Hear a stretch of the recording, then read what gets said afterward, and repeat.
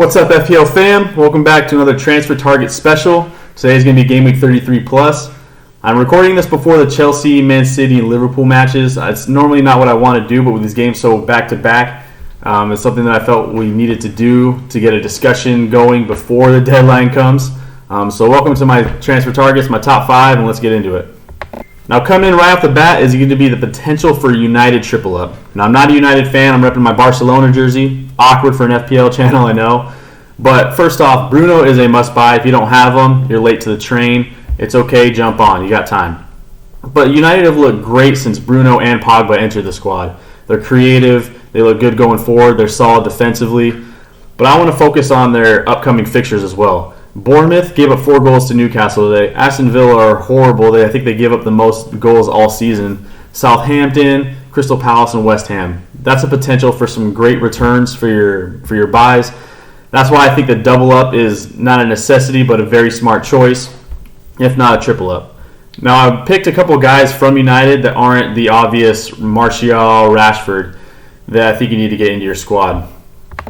Mason Greenwood is a great pick for someone who's looking for that first option off their bench or for that bench boost spot. I think that at 4.3 mil, it's going to be hard to find someone that has more potential than he does. He started in back-to-back games, so it looked like he's earned that trust. He's great at finishing with both feet. He's playing with confidence, and his schedule is so favorable coming up. I think he'd be a great option off the bench or even for bench boost. My second transfer target for Man U is going to be Wan-Bissaka. He's only 5.3 million, and United's defense have only given up 2 goals in their last 8 games combined, and one of those goals was just De Gea's massive error. Now, Wan-Bissaka also gets up the pitch very frequently, especially now that this restart happened. He has Martial, Rashford, Bruno, and Pogba to find on these crosses. He has a potential for assists, and not only that, he's gotten bonus points in 3 of his last 4 games. I think he's going to be a great option for clean sheets and for some assists as well. Now, I know I'm an American, so this might sound a little biased, but my boy Christian Pulisic looks like a solid buy. He's been sneaky good this whole year, averaging 5 points per game when he plays, and 7 since the restart. Now, his biggest concern is he going to start? Is he healthy? And it looks like one of those things might have been answered. That he looks like he has earned the starting spot, starting again today. He started every game since the restart, so might have earned the favor of Lampard there. Now, he also has a very favorable schedule going forward with Watford, Crystal Palace, Sheffield, and Norwich. Very winnable games, very good opportunities to get some attacking returns. And since the restart, Pulisic has averaged 3 shots a game. He's getting into great positions. He's phenomenal with the ball at his feet. He loves to dribble. He loves to take on defenders. And for his price range, I think that he might be a solid buy if you're looking to spend money elsewhere. Before I reveal this next pick, I'm going to go over his last 4 games point return. 10, 10, 2, 15. Might sound like Salah, but it's actually Saint-Maximin. At only 5.3 million quid, he is a very good option for those looking to save some money for somewhere else. At 3.7% live ownership, he also has a chance to get you climbing up the rankings. He plays West Ham as well, who look very vulnerable defensively. Saint-Maximin looks very dangerous with the ball, and it looks like it's finally starting to click for him in the Premier League. He's looking for his teammates. He's consistently attacking. A solid buy, I think, but also a little risky. But if you're looking for a risk and a reward, Saint-Maximin's your guy. For my third budget pick, I'm going to go with Lamptey from Brighton. Now, the cheapest defender in the game is 3.9 million, and this guy has started back-to-back games at 4 million quid. Not only is he listed as a defender, but he is really starting on the wing as a midfielder. So he has a potential to get you some attacking returns. You know we love those out-of-position players. And he's playing Norwich, who have already bought their ticket out of the Prem. Brighton also, other than the Man U game, have had a secretly good defense. I think they've had like 1 goal against them over the past 3 games.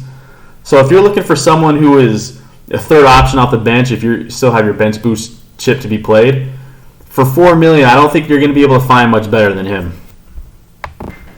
For my last couple picks, I'm going to be talking about the Man City double or even triple up. Now, it's tough because Man City have the FA Cup to play for and Champions League soon to play for, and the Prem's already out. Liverpool already won it, so Man City don't have anything to play for there. But their schedule going forward is very, very favorable. So I'm going to go with a couple big risk, big reward players. My first City asset is going to be Phil Foden. Now, we all know how talented this youngster is. He's had 3 goals since the restart, and at only 5.2 million quid, if he plays, that is a bargain for someone who is on the best, highest scoring team in the Prem. But the biggest concern is he going to play? But here's my theory. I think that with City still having Champions League and FA Cup to play for, this is Pep's best chance to get Phil Foden some experience in the Prem. I think that he's going to use that time to get Foden as much opportunities as possible in these games that don't matter, so that when next year comes around, he's more experienced and ready to go. Phil Foden, I think, risky pick, but for only 5.2 mil, if you have some extra cash laying around, buy him. Now, for the biggest risk, biggest reward player in all of FPL in my long career of 1 year playing, I'm going with Riyad Mahrez. The biggest concern with him is he going to start or not? But since the restart, he's not just played, he's started every game, including the FA Cup. In those games, he's had 9 points per game. He is so solid with the ball at his feet. He's on set pieces, some corners. He's always looking to shoot on transitions. He's always the first one down the wing. He is so solid. And if you're like me, I'm sitting at about 390,000 in ranking. I need someone who's a bit lower in ownership and can propel me to that next step. And for me, Mahrez is that guy. I know he's risky, but I'm willing to take it at this point. I have nothing to lose. I'm going with Riyad Mahrez. Thank you for watching. I hope you enjoyed my top transfer targets for this week. Let me know if you think that I missed somebody or if I should go ahead and go for Riyad Mahrez. Either way, thank you for watching. Like and subscribe.